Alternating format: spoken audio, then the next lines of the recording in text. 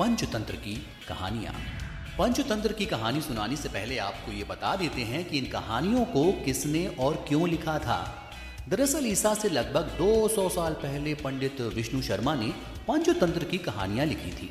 इन कहानियों को लिखने का मकसद राजा अमर शक्ति के 3 बिगड़े बेटों बहुशक्ति, उग्र शक्ति और अनंत शक्ति को सही राह दिखाना था।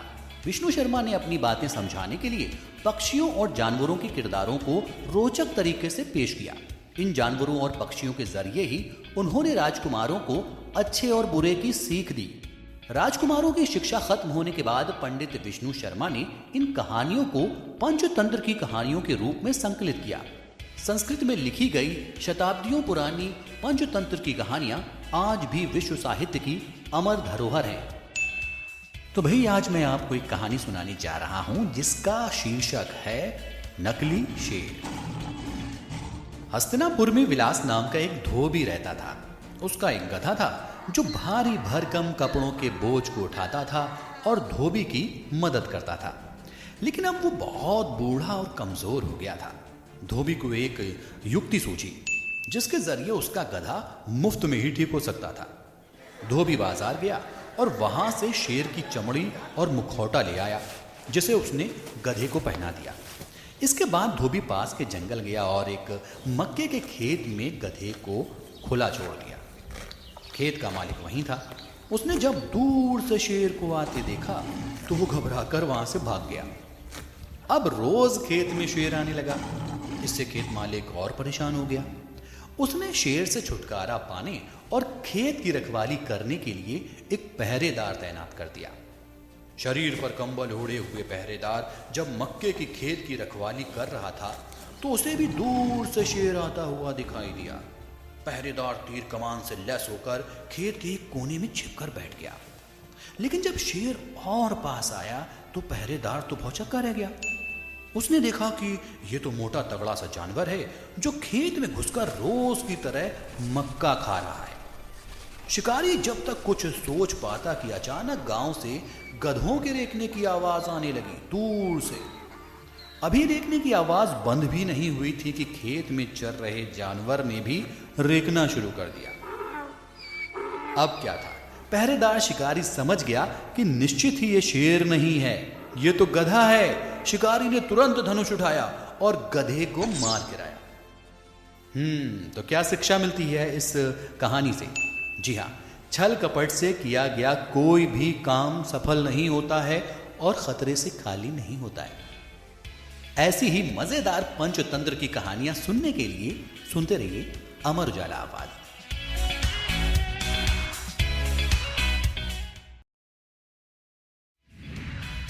अमर उजाला आवाज में सुनिए पंचतंत्र की कहानियां। आज की कहानी का शीर्षक है शैतान बंदर और लकड़ी का लट्ठा। बहुत समय पहले की बात है।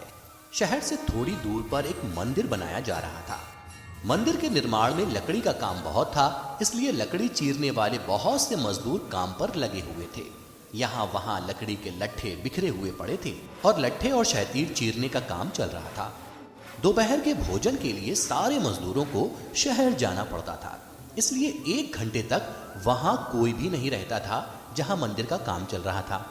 एक दिन दोपहर के खाने के वक्त हुआ तो सारे मजदूर काम छोड़कर चल दिए। एक लट्ठा आधा चिरा रह गया था। आधे चिरे लट्ठे में मजदूर लकड़ी का कीला फंसाकर चले गए। ऐसा करने से लकड़ी में दोबारा आरी घुसाने में आसानी रहती है।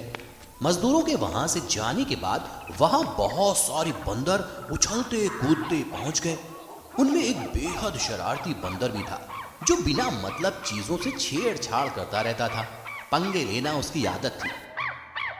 तभी बंदरों के सरदार ने सबको वहां पड़ी चीजों से छेड़छाड़ ना करने का आदेश दिया।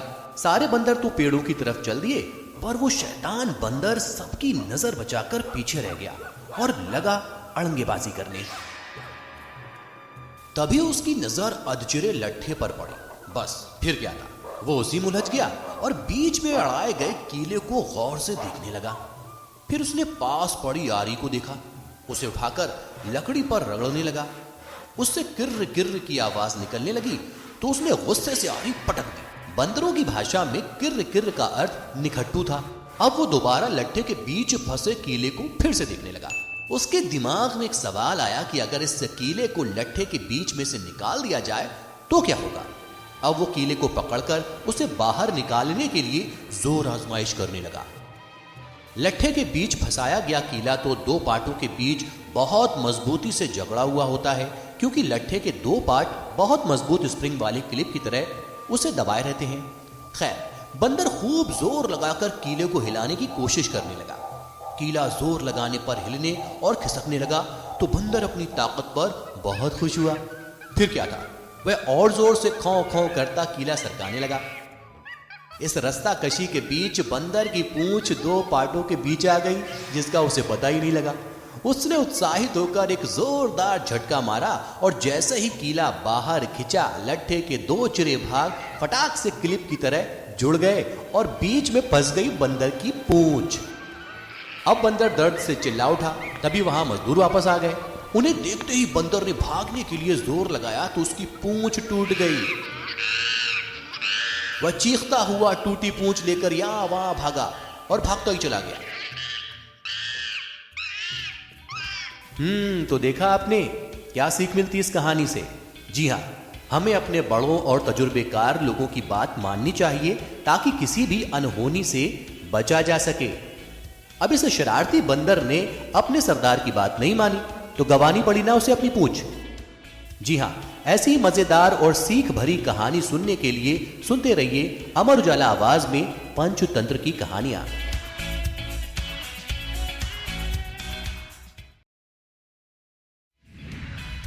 अमर उजाला आवाज में सुनिए पंचतंत्र की कहानियां।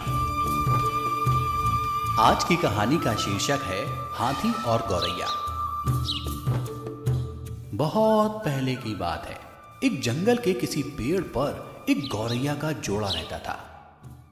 एक दिन जब गौरैया अपने अंडों को से रही थी और उसका पति भी रोज की तरह भोजन के इंतजाम के लिए बाहर गया हुआ था, तभी वहां एक गुस्सैल हाथी आया और आसपास के पेड़ पौधों को रौंदते हुए तोड़ फोड़ करने लगा। उसी तोड़ फोड़ के दौरान वो गौरैया के पेड़ तक भी पहुंचा और उसने पेड़ को गिराने के लिए उसे जोर जोर से हिलाना शुरू कर दिया। पेड़ मजबूत होने की वजह से हाथी पेड़ को नहीं तोड़ पाया और वहां से चला गया। लेकिन उसके पेड़ को हिलाने से गौरैया का घोंसला टूटकर नीचे आ गिरा और उसके सारे अंडे फूट गए। गौरैया बहुत दुखी हुई और जोर जोर से रोने लगी। तभी उसका पति भी वापस आ गया। वो भी बेचारा बहुत दुखी हुआ और दोनों ने मिलकर शरारती हाथी को सबक सिखाने का फैसला किया। इसके बाद दोनों ही अपने एक दोस्त कठफोड़वा के पास पहुंचे और उसे सारी बात बताई। वो हाथी से बदला लेने के लिए कठफोड़वा की मदद चाहते थे। उस कठफोड़वा के दो और दोस्त थे, एक मधुमक्खी और एक मेंढक। उन्होंने मिलकर हाथी से बदला लेने की योजना बनाई। योजना के मुताबिक सबसे पहले मधुमक्खी ने काम शुरू किया। उसने हाथी के कान में गाना गाना शुरू किया। हाथी को संगीत में मजा आने लगा और जब हाथी संगीत में डूबा हुआ था तो कठफोड़वा ने अपना काम करना शुरू कर दिया। उसने हाथी की दोनों आंखें फोड़ दी। हाथी दर्द से कराहने लगा। उसके बाद मेंढक अपनी पलटन के साथ एक दलदल के पास गया और सब मिलकर टर्राने लगे। मेंढकों का टर्राना सुनकर हाथी को लगा कि पास में ही कोई तालाब है। वो उस आवाज की दिशा में भागा और एक दलदल में जाकर फंस गया। इस तरह से हाथी धीरे धीरे दलदल में फंस गया और बेचारा मर गया। तो क्या सीख मिलती है इस कहानी से? जी हाँ, एकता में बड़ी शक्ति होती है। कमजोर से कमजोर इंसान भी अगर एकजुट हो जाए तो बड़े से बड़ा कार्य पूरा कर सकते हैं। ऐसी ही मजेदार पंचतंत्र की कहानियां सुनने के लिए सुनते रहिए अमर उजाला आवाज।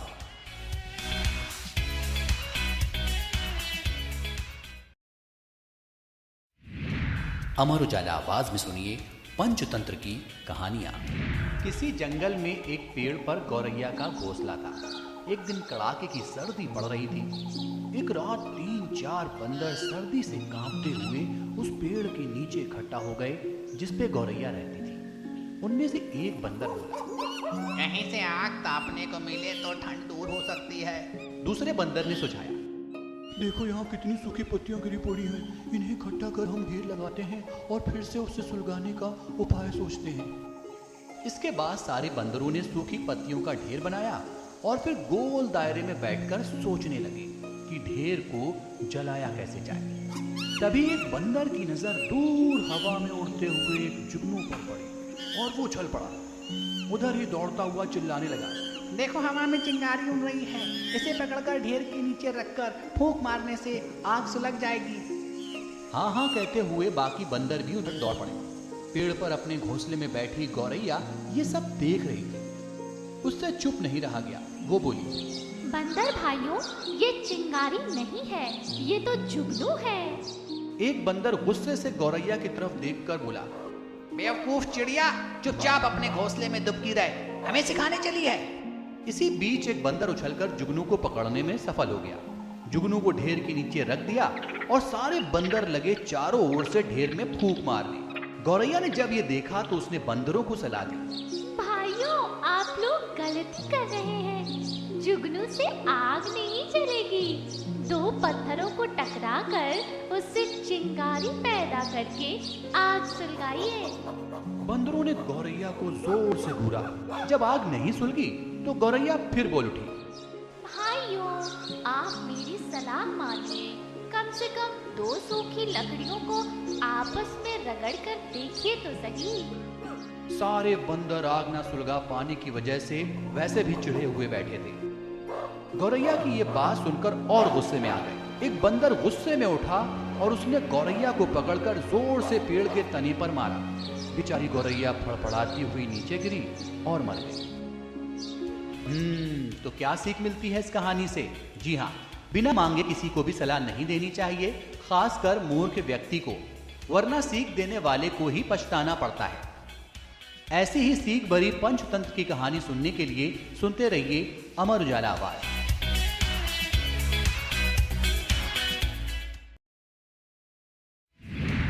अमर उजाला आवाज में सुनिए पंचतंत्र की कहानियां। आज की कहानी का शीर्षक है चालाक ऊंट और जुलाहा। बहुत समय पहले गांव में एक गरीब जुलाहा रहता था। उसकी शादी बचपन में हो गई थी, लेकिन बीवी अभी घर नहीं आई थी। बीवी के आने से उसका खर्च बढ़ने की फिक्र जुलाहे को खाए जा रही थी। एक समय गांव में अकाल भी पड़ा। जुलाहे की आमदनी एकदम खत्म हो गई। अब उसके पास गांव छोड़कर शहर जाने के सिवा और कोई चारा नहीं बचा। शहर पहुंचकर उसने कुछ दिन छोटे मोटे काम किए। एक दिन गांव से अकाल खत्म होने की खबर आने पर वो गांव की ओर चल पड़ा। रास्ते में उसे एक जगह सड़क किनारे एक बीमार और गर्भवती ऊंटनी नजर आई। उसे ऊंटनी पर दया आ गई। इसके बाद वो उसे अपने घर ले आया। जुलाहे के घर में ऊंटनी को खूब खाने पीने को मिला और वो पूरी तरह स्वस्थ हो गई। कुछ दिन बाद उसने एक स्वस्थ तंदुरुस्त ऊंट के बच्चे को जन्म दिया। ऊंट बच्चा उसके लिए बहुत भाग्यशाली साबित हुआ। कुछ दिनों के बाद ही एक कलाकार गांव के जीवन पर चित्र बनाने उसी गांव आया। पेंटिंग के ब्रश बनाने के लिए वो जुलाहे के घर आकर ऊंट के बच्चे की दुम के बाल ले जाता। लगभग 2 हफ्ते गांव में रहने के बाद चित्र बनाकर कलाकार चला गया। इधर ऊंटनी खूब दूध देने लगी तो जुलाहा उसे बेचने लगा। एक दिन वही कलाकार गांव लौटा और जुलाहे को काफी सारे पैसे दे गया, क्योंकि कलाकार ने उन चित्रों से बहुत पुरस्कार जीते और उसके चित्रों की अच्छी कीमत भी मिली। जुलाहा उस ऊंट के बच्चे को अपना भाग्य का सितारा मानने लगा। कलाकार से मिली राशि के कुछ पैसों से उसने ऊंट के गले में एक सुंदर सी घंटी बांध दी। इस तरह जुलाहे के दिन बदल गए। वो अपनी दुल्हन को भी एक दिन गौना करके ले आया। ऊंटों के जीवन में आने से जुलाहे के जीवन में जो सुख आया, उससे जुलाहे के मन में हुआ कि जुलाहे का धंधा छोड़ क्यों ना वो ऊंटों का व्यापारी बन जाए। उसकी पत्नी भी उससे पूरी तरह सहमत हो गई। अब तक वो भी गर्भवती हो गई थी और अपने सुख के लिए ऊंटनी व ऊंट के बच्चे की आभारी थी। जुलाहे ने कुछ ऊंट खरीद लिए। उसका ऊंटों का व्यापार चल निकला। अब उस जुलाहे के पास ऊंटों की एक बड़ी टोली हर समय रहती। उन्हें चरने के लिए दिन को छोड़ दिया जाता था। ऊंट का बच्चा जो अब जवान हो चुका था, उनके साथ घंटी बजाता जाता। एक दिन घंटीधारी की तरह ही एक युवा ऊंट ने घंटीधारी ऊंट से पूछा, भैया तुम हमसे दूर दूर क्यों रहते हो? घंटीधारी गर्व से बोला, वाह, तुम एक साधारण ऊंट हो, मैं घंटीधारी मालिक का दुलारा हूं। मैं अपने से ओछे ऊंटों में शामिल होकर अपना मान नहीं खराब करना चाहता। उसी इलाके के एक जंगल में एक शेर रहता था। शेर एक ऊंचे पत्थर पर चढ़कर ऊंटों को देखता रहता था। उसे एक ऊंट और ऊंटों से अलग थलग रहता नजर आया। जब शेर किसी जानवर के झुंड पर आक्रमण करता है तो किसी अलग थलग पड़े को ही चुनता है। घंटीधारी की आवाज के कारण यह काम भी सरल हो गया था। बिना आंखों देखे वह घंटी की आवाज पर घात लगा सकता था। दूसरे दिन जब ऊंटों का दल चरकर लौट रहा था, तब घंटीधारी बाकी ऊंटों से 20 कदम पीछे चल रहा था। शेर तो घात लगाए ही बैठा था। घंटी की आवाज को निशाना बनाकर वो दौड़ा और उसे मारकर जंगल में खींच ले गया। ऐसे घंटीधारी के अहंकार ने उसके जीवन की घंटी बजा दी। तो क्या सीख मिलती है इस कहानी से? जी हां, जो खुद को सबसे बड़ा और अलग समझता है, उसका घमंड उसे ले डूबता है। अपने साथियों संग समान भाव से रहना चाहिए। ऐसे ही सीख भरी और मजेदार पंचतंत्र की कहानियां सुनने के लिए सुनते रहिए अमर उजाला आवाज।